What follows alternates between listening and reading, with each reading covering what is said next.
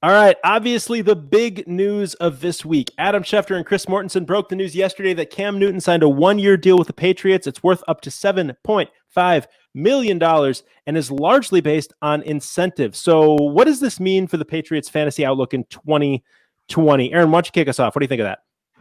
I don't know, man. I don't like Cam Newton. You guys know that.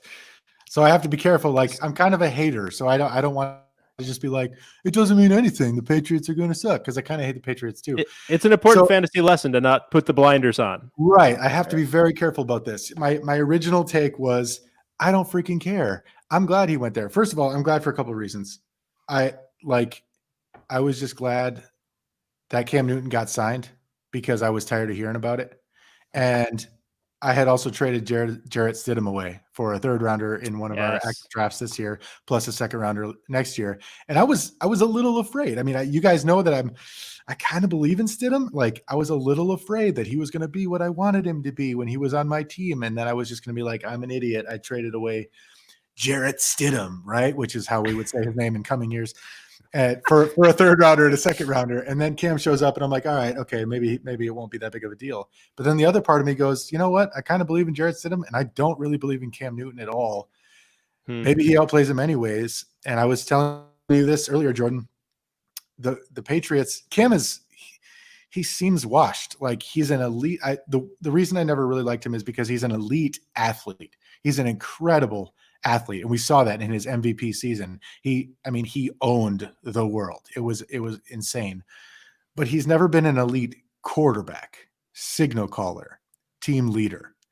And maybe he's an okay leader. I don't know. He's probably a decent guy in real life. But I'm just not sure that he can ever be what people want him to be again. The injuries will mount up. But then again, I'm just playing devil's advocate back and forth myself here, but like, the Patriots have a knack for taking guys that you think are done or not even very good to begin with and making them do exactly what they need to do to win championships. Yeah, and I think if you look at the last time Cam was healthy, it was 2018. And you're right, he wasn't lighting the world on fire the way he was in 2015, but he still threw for 3,400 yards, had 25 touchdowns, and was actually completing 68% of his passes, which is pretty decent. He also added 500 yards good. rushing and 4 touchdowns. Okay, so we don't know what the floor is now. He's 31 years old. He's about a season and a half from being truly healthy.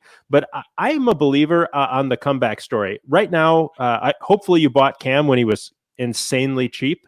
And I think there's a chance that Cam is a top 12 quarterback this year. I think if he gets that starting job for Bill Belichick, who's for sure, I should say, actually the best coach he's ever had, playing on a much better, much more well-organized just organization in general, I think there's a chance that he really vaults up and becomes maybe not 2015 Cam, but something arguably similar.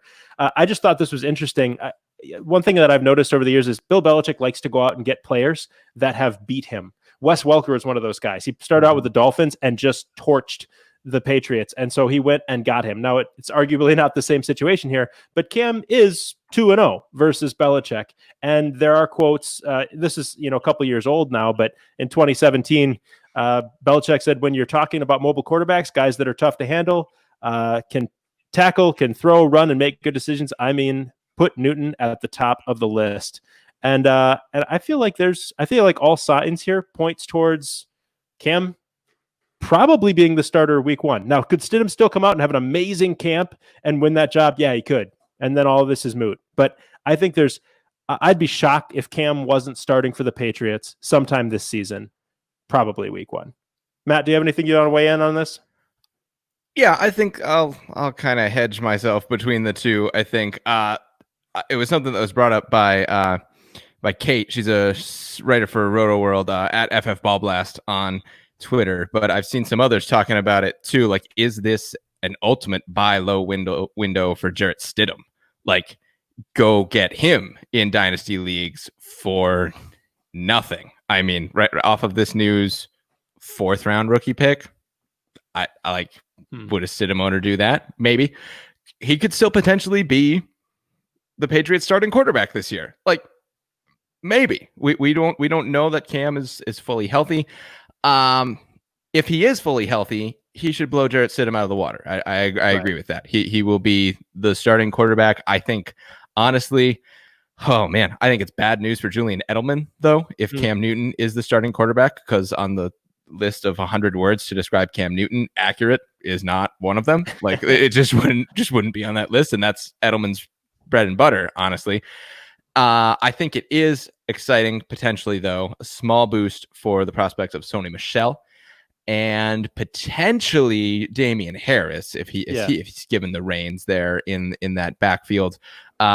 Kind of a wash to me for James White. Cam can obviously throw the swing pass and hit the running backs out of the backfield, but Christian McCaffrey's any evidence it might be a big boost for James White. We'll see what they do with him. Sure, yeah. So I know that was kind of a vanilla hedging both sides of the bet there, but I think it's great. I'm glad he got the opportunity. I think he should have been given the chance to start somewhere. And honestly, I to further hedge my bet in a dynasty league, I would go out and sell Cam Newton for top dollar right now. Absolutely. I really think I would sell for anything involving a first round rookie pick for Cam Newton right now in a super flex league. Like, and I think you could probably get that plus. I would do it because I don't think I believe in his long term prospects, but I'm glad he's continuing to get a chance.